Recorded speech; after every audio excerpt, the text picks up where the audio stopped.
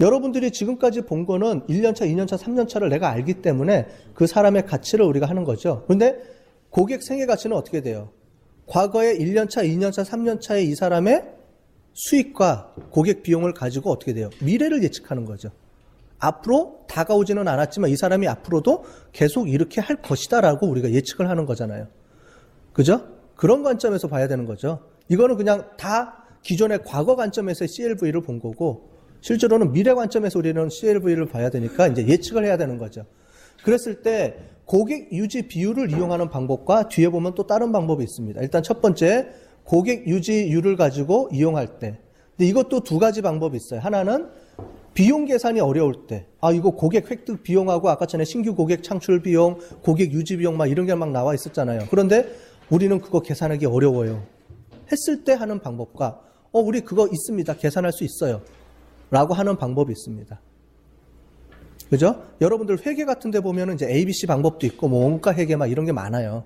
이제 그런 걸 통해서 계산할 수도 있고, 그렇지 못할 경우도 있으니까 두 가지 방법을 한번 보겠습니다. 자, 일단 고객 유지율을 이용해서 쓰는 방법인데, 이 고객 유지율이라는 건 뭐냐면, 고객이 다음 해에도 우리 고객으로 계속 남아있을 확률이죠. 자, 지금 우리 고객이 1000명이었는데, 이 1000명이 1년 뒤에는 70명으로 줄어들어요. 그러면 고객 유지율은 70%가 되는 거죠. 자, 이거를 우리 기반으로 해가지고 한번 볼 때 어떻게 우리가 계산할 수 있는지를 보겠습니다. 근데 CLV 계산은 M, 평균 매출액에다가 플러스 R, 고객 유지 비율만 가지고 우리가 이용해서 쓸 수가 있습니다. 여기는 할인율이 안 들어가죠. 할인율 없이 계산할 때 봅니다. 이거는 뭐냐면 이 고객이 평생 동안 우리 고객으로 유지됐을 경우를 이제 계산해낼 수 있는 방법입니다. 고객 유지율이라는 거는. 됐습니까? 자, 어떻게 돼요? 1년의 유지율과 2년 뒤에. 즉 뭐냐면 이 사람이 1년 동안 살 확률과 1년 뒤에 우리 고객이 될 확률. 그럼 2년 뒤에는 이 고객이 얼마만큼 될 수 있을 확률이 있지? 3년 뒤에는, 4년 뒤에는, 10년 뒤에는 그러면 이 고객이 계속 우리 고객이 될 수 있나? 라는 걸 봅니다. 봤을 때 우리 회사 전체 고객의 유지율을 70%로 봤을 때 이제 한번 계산을 해보겠습니다. 자, 홍길동 씨는 아시아나 항공사를 통해서 연평균 200만 원에 이제 이용을 합니다. 해외 여행을 가거나 할 때 200만 원 정도의 매출액을 이제 지원하는 걸로 알려져 있어요. 그런데 이 항공사 같은 경우, 아시아나 같은 경우에 우리가 전체적으로 고객 유지율을 봤더니 한 70%가 되는 것 같아요. 신규 고객으로 들어오면 70% 정도 매년 이렇게 줄어드는 걸로 알려져 있습니다. 자, 그랬을 때 그럼 어떻게 되느냐? 2012년도에는 200만 원을 벌었는데 2013년도에는 이 사람이 우리 고객이 될 확률이 70%잖아요. 그러니까 실제로 보면은 우리가 평균 잡아서 한 140만 원 정도의, 왜냐하면 어떻게 될지 모르니까 140만 원 정도를 우리가 수익으로 예측할 수 있겠다라고 보는 거죠. 즉, 이 사람이 벌어들인 수익을 가지고 미래를 예측할 때는 고객 유지율을 기반으로 해서 이 값을 깎아 내려가는 겁니다. 자, 그랬을 때 3년차 때는 120이 아니고 이게 140이네요. 그죠? 제가 잘못 계산했죠? 이게 1로 들어와야 되니까 이런 식으로 계속. 그죠? 140이고 140에 0.7이니까 이렇게 돼야 되는 거겠죠? 이게 에러가 났네요. 자, 이렇게 쭉 계산을 해주는 겁니다. 그런데 이 계산하는 방법을 식에 의해서 쓰면은 200 곱하기 어떻게 돼요? 1 플러스 0.7 더하기 1 플러스 0.14 뭐 이런 식으로 쭉 나가겠죠? 지금 보는 것처럼 이렇게 되는 거죠.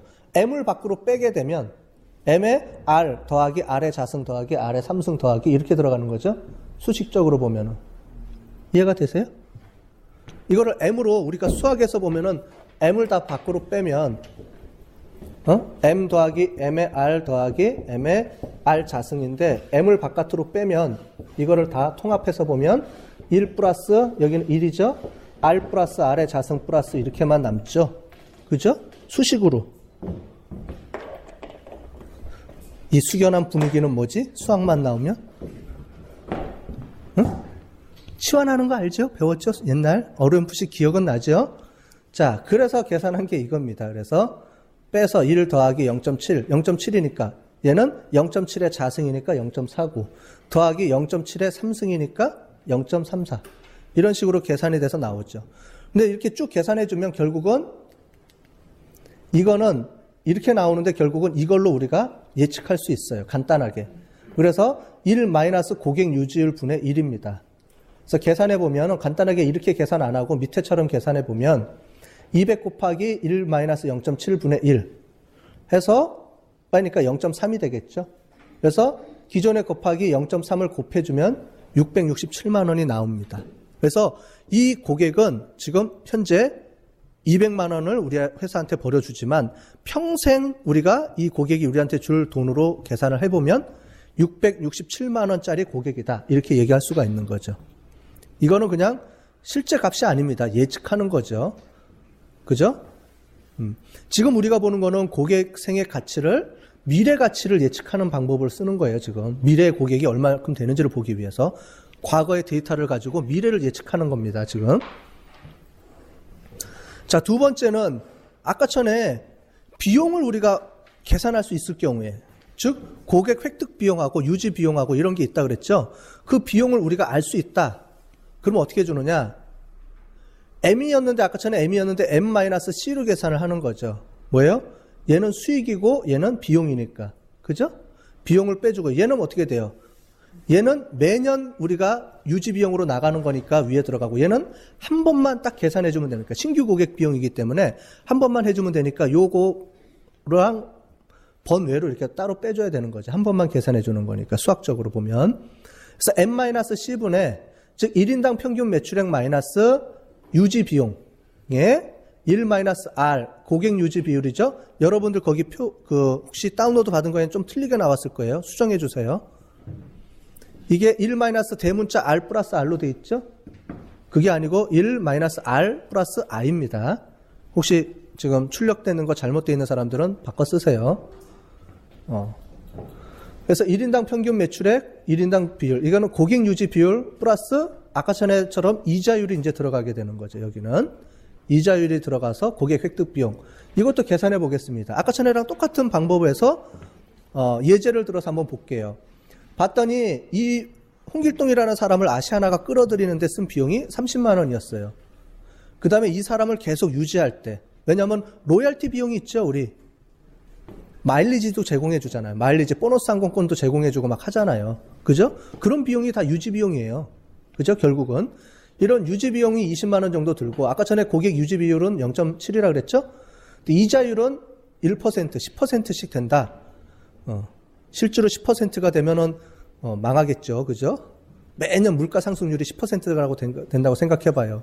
그럼 가슴 떨리지. 보통 3, 4% 정도가만 돼도 우리가 높다라고 얘기하는데 이건 계산하기 위해서 간단하게 하기 위해서 이렇게 쓴 겁니다.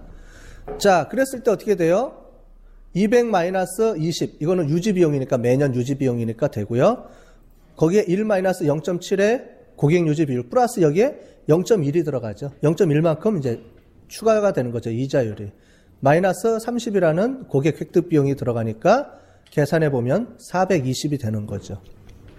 이제 비용을 빼니까 원래 667만 원에서 비용이 빠지니까 420만 원짜리 고객이 된다라는 얘기입니다. 자, 수식으로 이렇게 볼 때랑 이렇게 보니까 훨씬 이해하기가 쉽죠? 그죠? 어렵지 않아요. 어렵지 않은 건데, 여러분들이 그냥 수식만 보면 어려워해서 그렇게 되는 거죠. 자, 그러면, 자, 이걸 보겠습니다. 실제로 고객 유지 비율에 따른 CLV의 변화량을 보겠습니다. 자, 우리가 아까 전에 70% 정도의 고객 유지 비율이 있었는데, 만약 이게 60%로 줄어든다. 그럼 어떻게 돼요? 420에서 330으로 줄어듭니다. 그랬을 때 실제로는 90만 원의 손실이 발생하는 거죠. 대신에 70에서 80으로 늘어났다 그러면 어떻게 돼요? 150만 원의 수익이 더 많이 발생하는 거죠. 그죠? 즉 어떻게 돼요? 이렇게 퍼센트가 고객 유지 비율이 작을 때는 실제로 고객 유지 비율에 따라서 우리가 그 사람의 LTV가 차이가 별로 없지만 높게 나타날수록 어떻게 돼요? 고객 유지율에 따라서 변화가 심하죠. 그죠? 이걸 우리가 지수분포라고 합니다. 지수분포. 좀 높으면 높을수록 더 큰 수익이 나요. 자, 그렇게 봤을 때 어떻게 돼요? 우리가 마케팅에서 신규 고객 유지하는 것보다 기존 고객을 유지했을 때 비용적으로도 코스트도 줄지만 더 수익이 크게 발생하는 걸 볼 수가 있죠. 늘려가 나가면 늘려나갈수록. 즉 우리 기업에서 한 명의 고객을 더 유지하면 유지할수록, 즉 고객 유지 비율이 높으면 높을수록 어떻게 돼요? 더 큰 수익을 우리한테 가져다 줄 수 있다는 얘기예요. 숫자적으로 나오잖아요, 이렇게. 그죠? 그렇게 봤을 때 고객 유지 부분에 있어서 여러분들이 얼마나 노력을 우리 기업에서 해야 되는지가 나올 수가 있는 거죠. 됐습니까?